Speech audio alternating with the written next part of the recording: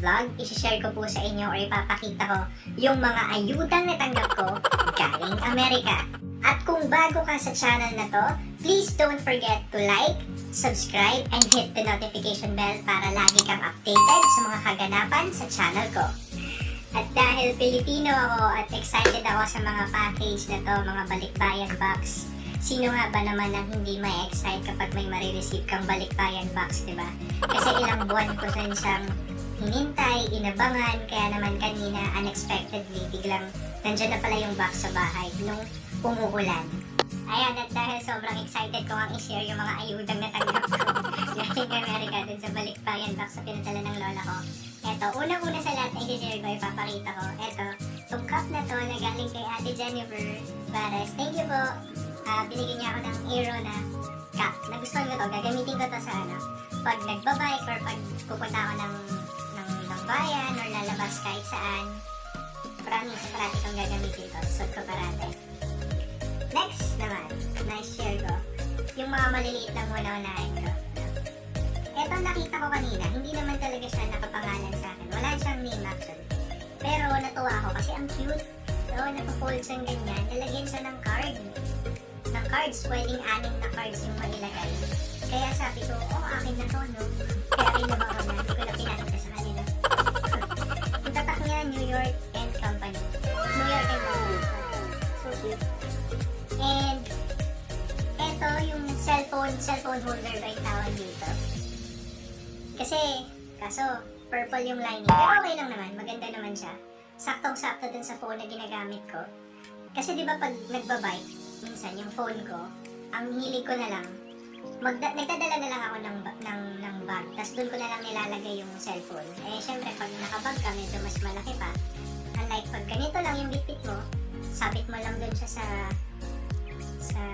handlebar ng bike yun. Okay na, di ba? Mabibitbit na yung phone, tapos nakikita mo pa kung may message ka, may text ka, ganun. Tapos, or kung mag-waze, di ba? Waze. Ayan, maganda. Salamat po. Sige po sa nagbigay. And, panyo. Kay Ate Jen po ulit galing. Maraming salamat. Binigyan ako ng Dockers na handkerchiefs. Sobrang oily ko din kasi kaya gusto ko nagbabaon ng panyo, ng towel, o kaya minsan tissue, ganun. So, perfect to. Tapos eto, hindi naman siya nakapangalan sa akin. Pero, natutuwa ako sa mga ganito. Feeling ko, galing to sa hotel, nag-stay sila, tapos biglang inuwi na lang kasi hindi nagamit. 3 bote, may 3 bottles ng Momo shampoo, conditioner, and shower gel. So kapag nag-travel siguro, kapag pwede na ulit mamasyal, pwede na, hindi na lockdown, di ba? Wala na quarantine. So yung magagamit ko din to. Kaya, masaya. Ako unang nakakita. Tapos eto, syempre, hindi mo kawala sa mga balikbayan boxes natin. Di ba may mga delata? Ako wala akong pakialam dun sa iba. Ang hilig ko lang naman talaga, spam, tsaka eto, sobra. Corn kernel. Corn kernels. And I have 6. Ito lang yung kinuha ko kasi wala. Tuwang-tuwa talaga ako sa mais, tapos sa ganito, nalagyan ko siya ng gata, sa sukal, sa yelo. Sarap na merienda, diba? Mais con yelo, kaya akin lang yan. Tapos next, eto. Wow, may shorts. May running shorts sa akin. So, binigyan ako ng running shorts. And, ito sobrang luwag. Pero ang ganda, ang lambot ng ng pajama. Bango. Muy Amerika. Yan ang ganda. Nakakatawa. Tamang-tama, diba? Bare months na. Siguro naman, medyo giginaw na ng content, diba? So, magagamit ko na rin ito. Pag medyo malamig-lamig na yung panahon. Kasi, ngayon, pag natutulog ako, minsan nga naked na eh. Kasi nga, ang init-init talaga ng panahon. Tapos wala naman kaming aircon. Electric fan lang. Siguro pag medyo guminaw ng konti, magagamit ko na. Tapos, eto natuwa ako kasi sa mga gustong magregalo sa akin, ang saya-saya ko na kapag nakakatanggap ako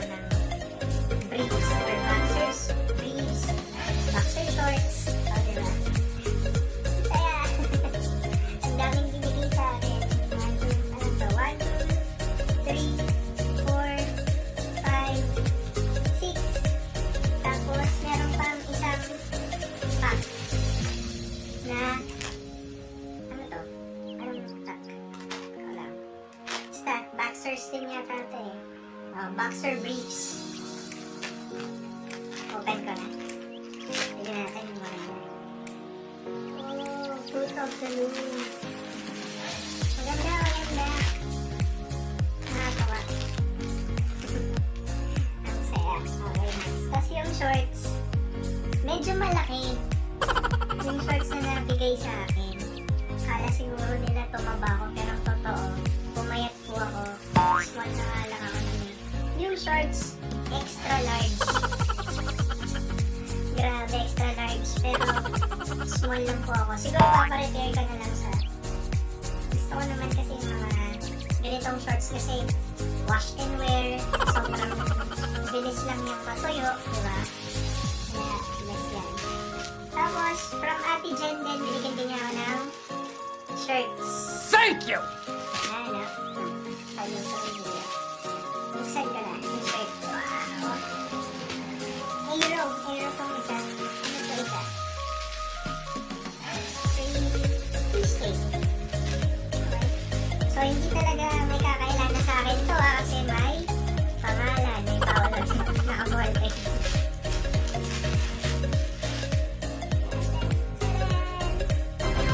Yan, saktong-sakto. So, alam na niya yung size ko kahit ilang taon na ba kami nakikita? The last time we saw each other was 2006.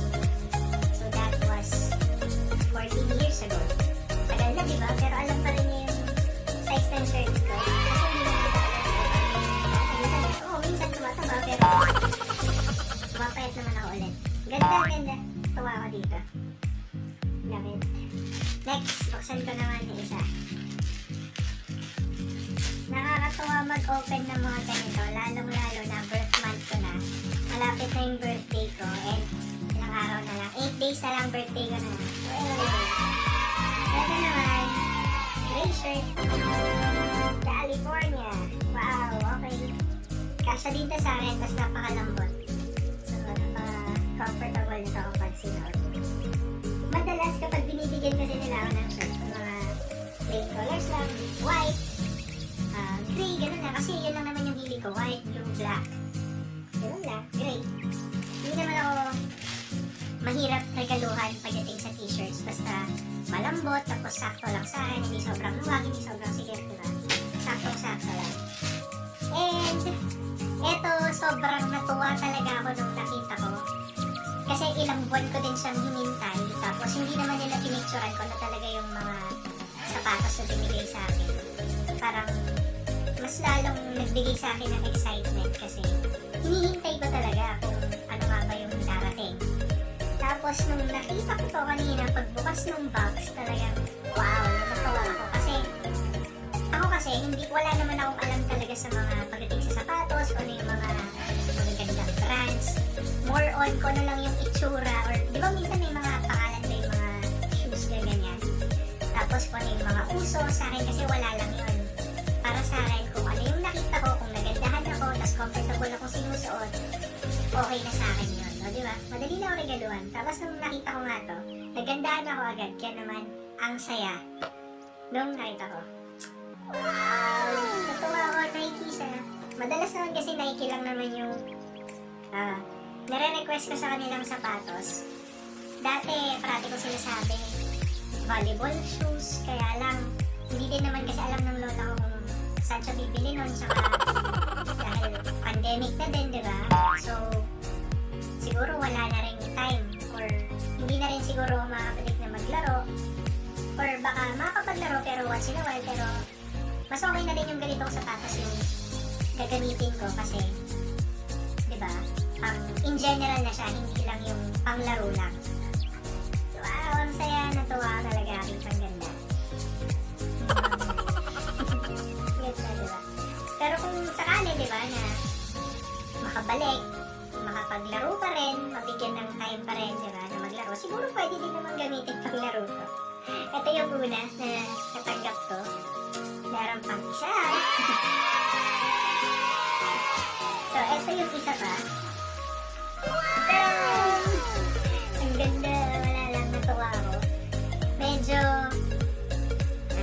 Nike Zoom. Medyo hawig siya nung sapatos ko na black na nabili sa department store last year. Pero maganda yung kulay niya kasi gray na. Ano ba tawag dito? Gray ba? Gray and white. Tapos, sobrang gaan nila pareho. Parang feeling ko pag sinuot ko to parang wala lang suot ka na sapatos. Parang nakapaalam. So, napaka-comfortable nila siguro na isuot. And excited na ako na isuot sila. Pero, siguro hintayin muna natin matapos yung quarantine or yung lockdown, diba? Or kapag nagsimba, pwede. Pag nagsimba, suot ko siguro to. Oo, di ba, bago. Birthday mo, tapos bago yung sapatos mo. The best feeling in the world.